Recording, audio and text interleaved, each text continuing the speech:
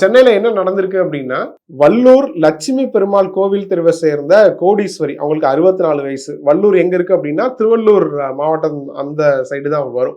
So அவங்களுக்கு விச்சூர் கிராமத்துல ஒரு 30 லட்சம் மதிப்பிலான ஒரு இடம் இருந்திருக்கு. ஸோ அந்த இடத்த சென்னை திருவொற்றியூர் திருநகர் 1வது தெருவை சேர்ந்த 42 வயசான தமிழ் செல்வன் அப்படின்றவரு அந்த கோடீஸ்வரி இறந்துட்டாங்கன்னு சொல்லி ஃபேக்கா டெத் சர்டிபிகேட் வாங்கியிருக்காரு.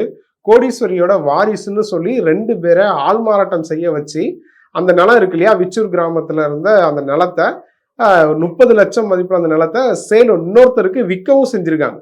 ஸோ இது ரிலேட்டடா ஒரு புகார் எழுந்திருக்கு. அதே மாதிரி மீஞ்சூர் அடுத்த ரமணா நகர் பகுதியை சேர்ந்த தசரதன் அப்படின்றவரோட மனைவி விஜயலட்சுமி, அவங்களுமே உயிரோட இருக்கும் போதே இவங்க வந்து இறந்துட்டாங்க அப்படின்னு சொல்லி ஃபேக்கான அதே சேம் ப்ராசஸ் தான், ஃபேக்கான டெத் சர்டிபிகேட்டை வாங்கிட்டு அவங்களோட வாரிசு மாதிரி இன்னொருத்தரை ஆள்மாறாட்டம் செய்ய வச்சு அந்த விஜயலட்சுமிக்கு சொந்தமான 1,50,00,000 ரூபாய் மதிப்பிலான நிலத்தையும் மோசடி செஞ்சு இவங்க வந்து வித்துட்டதா புகார் எழுந்திருக்கு. இது ரிலேட்டடா கோட்டீஸ்வரியும் தசரதனும் ஆவடி கமிஷனர் அலுவலகத்துல மத்திய குற்றப்பிரிவு போலீஸின் கீழே புகார் கொடுக்குறாங்க.